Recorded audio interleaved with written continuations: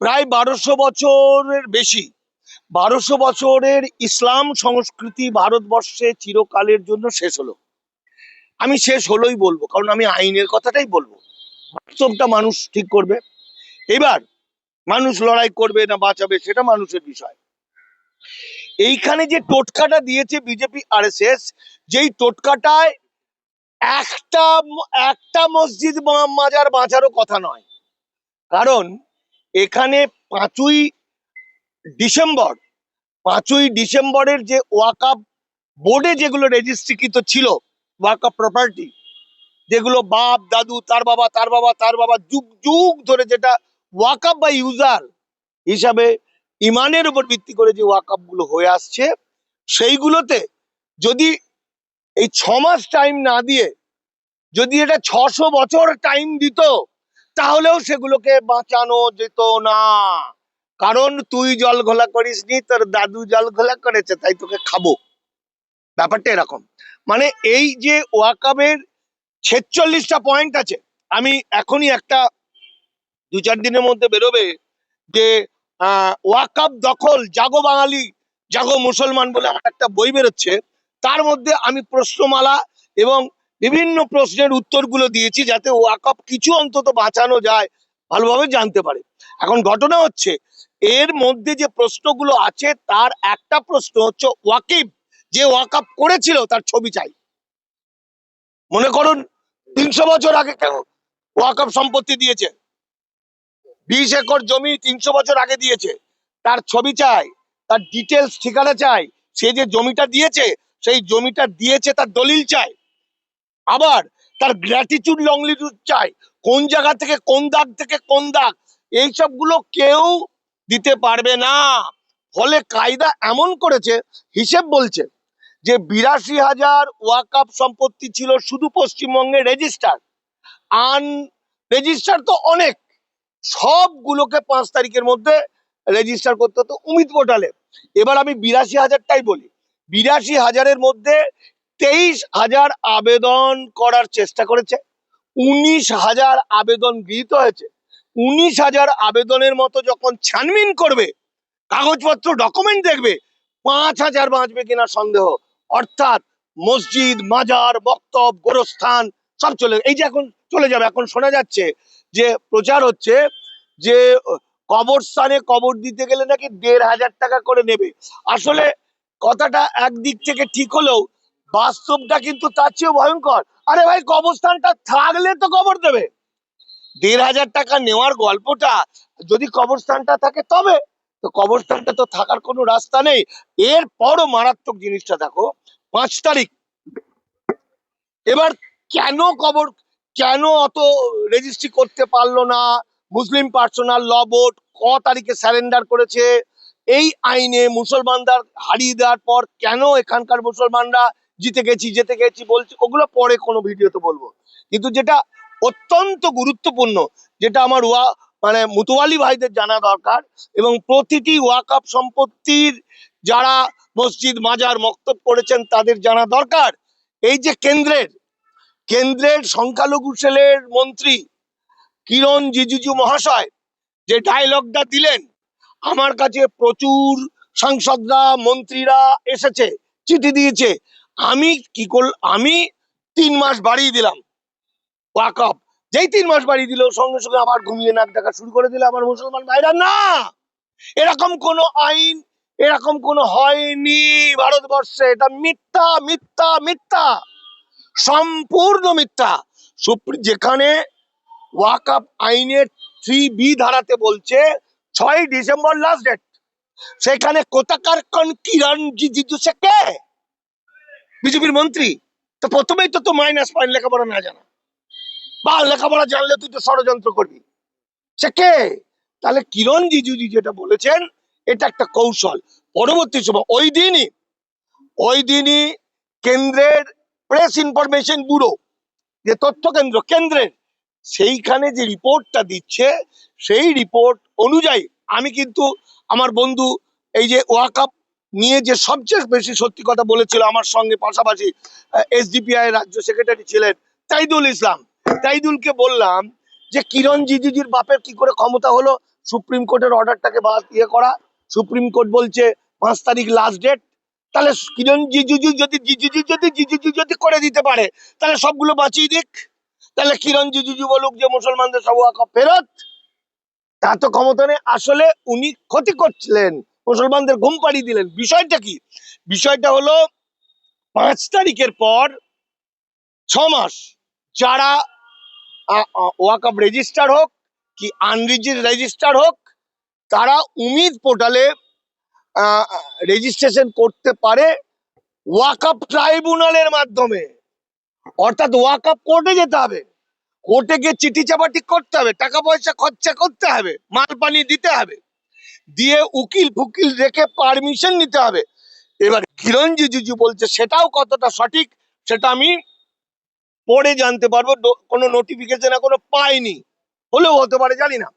যেখানে বলছে যে ভারতবর্ষের 10 লক্ষ মতুয়ালি যারা 5 তারিখে রেজিস্ট্রেশন করেনি, তারপরের যে টাইমটা 6 মাস, এই 6 মাসের মধ্যে তাদের আইনে কি আছে, এক জনের 20,000 টাকা ফাইন এবং 6 মাস জেল। ভয়ঙ্কর কথা। এই মুহূর্তে ছোট করে একটু কথা আপনাদের বলে দিই। আপনারা জানেন যে আমাদের যেমন মুসলিম সংস্কৃতি ধ্বংস করার জন্য কয়েকটা স্লিপার সেল এই কিছু মুসলমান নেতাকে ছেড়ে দিয়েছে সারা ভারতে, তাতেই কয়েকদিনের মধ্যে প্রায় শেষের পথে। কিন্তু জৈন এবং বৌদ্ধ ধর্মকে শেষ করতে 100-200 বছরের বেশি সময় লেগেছিল। এবং বৌদ্ধ ধর্মকে যখন শেষ করা হয়েছিল, এই ব্রাহ্মণ্যবাদী RSS বিজেপির যে পূর্বসূরি হিন্দুত্ববাদীরা, সেই সময় বৌদ্ধ ভিক্ষুকদের গলা কেটে সরজ নদীতে ভাসিয়ে দিয়েছিল। বলেছিল একটা মুন্ডু আনতে পারলে তোমাকে স্বর্ণ মুদ্রা দেবো। তখন আমার এখন যেমন মুসলমানদের মধ্যে বেঈমান, হিন্দুদের মধ্যে বেঈমান, এই বেঈমানরা একটা মুন্ডু 2-3 বার করে নিয়ে আসতো। তখন ঠিক করলো না, মুন্ডু একবার নিয়ে এসে থেঁতলে দিতে হবে, ভেঙে দিতে হবে। তখন শুরু হলো মুন্ডুটা ভেঙে দেওয়া, যেটা পরবর্তী সময় হিন্দু পুজোতে ওই নারকেল ভাঙা প্রথাটা এসেছে। সেই সময় তারা পানিশমেন্ট দিয়েছিল মুন্ডু কেটে দেওয়া। আর যারা বৌদ্ধ ভিক্ষুকিনী ছিল, যারা সনাতন যাদের বলা হতো, সেই তাদেরকে মন্দিরগুলোতে ঢুকিয়ে দেওয়া হলো। যত যত বৌদ্ধ গুম্ফা ছিল সেগুলোকে তো সব কেড়ে নেওয়া হলো। পুরীর মন্দিরের মতো তো সব মন্দির বানিয়ে দেওয়া হলো, যেটা আমাদের সাউথের দিকে প্রায় সব মন্দির তাই। এই মন্দিরের মধ্যে এই এই ভিক্ষুকিনী মেয়েদেরকে ঢুকিয়ে রেখে ওটা দেবতার কারণে উৎসর্গ করা হলো। ওটা ব্রাহ্মণরা তাদেরকে রেপ করত, তাদেরকে বলা হয় দেবদাসী। তাহলে তখন যে পানিশমেন্টটা ছিল, আজকে আধুনিক যুগে যখন পৃথিবীটা ছোট হয়ে গেছে, এখনো দেখুন একটা পানিশমেন্ট এসে গেল যে কার বাপ চতুর্গোষ্ঠী, তার বাবা সে আল্লাহর জন্য জমি অর্পণ করে গেছে। আজকে কি বলছে, এমন চূর্ণ দিল, যার বংশের লোককে করে গেছে সেই মুতুয়ালি ভাইকে বলছে 6 মাস জেল, বলছে 20,000 টাকা ফাইন। ভালো করে, এটা আইন। যদি রেজিস্ট্রেশন 5 তারিখের মধ্যে না করে, 5ই ডিসেম্বর, তাহলে যেটা কোর্টের মাধ্যমে যেতে হবে, প্রথমে যেতে হবে কাগজপত্র দেখাতে হবে আমাদের ওয়াকফ ট্রাইব্যুনাল। ওয়াকফ ট্রাইব্যুনালে যদি প্রবলেম না মেটে, তাহলে হাইকোর্ট, তারপরে সুপ্রিম কোর্ট। তখন তারা বলে দেবে তোমরা উমিদ পোর্টালে রেজিস্ট্রেশন করতে পারো। এই যে তাহলে কত হলো এদের ফাইন করে দিল। এর যাকে ফাইন করছে তার বাবা, তার বাবা, তার বাবা, তার বাবা, তার সমস্ত সম্পত্তি আল্লাহর নামে জনগণকে দিয়ে গেল। এখন তার সব সম্পত্তিটাও লুটবো, তাকে জেলেও ভরবো, তার টাকাও খিচিয়ে নেবো। এটাই হচ্ছে আমাদের হিন্দুত্ববাদী কৌশল। এখন কিরণ রিজিজু সাহেব যেটা বলেছেন, তার একটা সদিচ্ছা যদি হলেও হতে পারে।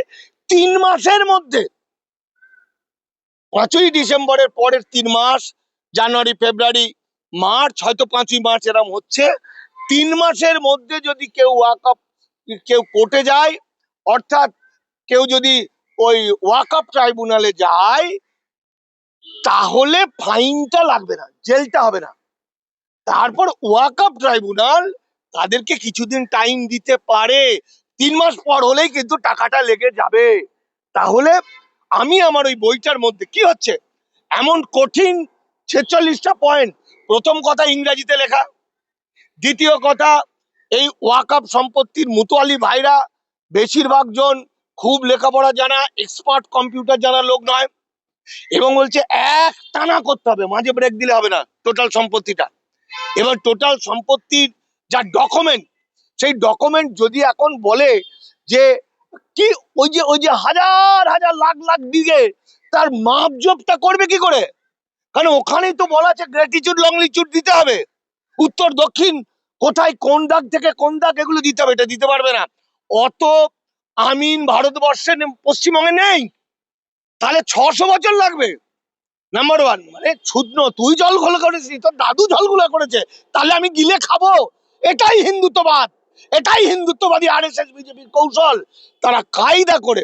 এবার আরো এমন কঠিন করে দিয়েছে, সেই সময়কার দলিলটা পাবে কোথায়? আরে ভাই, ইসলাম ধর্ম তো ইমানের উপর ভিত্তি করে, মুখে বলে দিয়েছে আমার বাগান বাড়ি বা আমার অমুক মাঠটা, দক্ষিণের মাঠটা আমি ওয়াকফ নামে দিয়ে দিলাম। তো বলছে সে দলিল চায়, কবে রেজিস্টার করেছিল সেই দিনটা, ফলে টোটালটা হলো সোনার পাথর বাটি। ফলে 82,000-এর মধ্যে এখন 19,000 আবেদন করার সৌভাগ্য হয়েছে। 23,000 হয়েছিল, তার মধ্যে ফর্মটা জমা পড়েছে, ঢুকেছে ভিতরে কম্পিউটারে 23,000। 23,000-এর মধ্যে ছানবিন করে হয়তো 5,000 3,000 হবে না।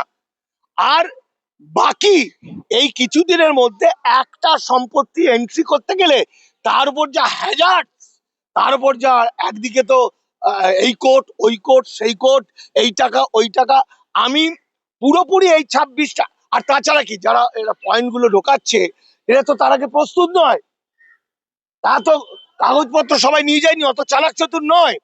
ফলে আমি আমার এই বইটার মধ্যে দিয়ে আমি কি কি লাগছে সমস্ত আগে থেকে তাদের সাবধান করে দিচ্ছি। প্রশ্ন, যদি সেইগুলো দেখে কিছু মানুষ বাঁচলেও বাঁচতে পারে, মানুষ না, কিছু সম্পত্তি, যাতে মানে অন্তত একটা প্রমাণ হিসাবেও ইসলাম সংস্কৃতি যে ছিল ভারতবর্ষে সেটা প্রমাণ থাকে।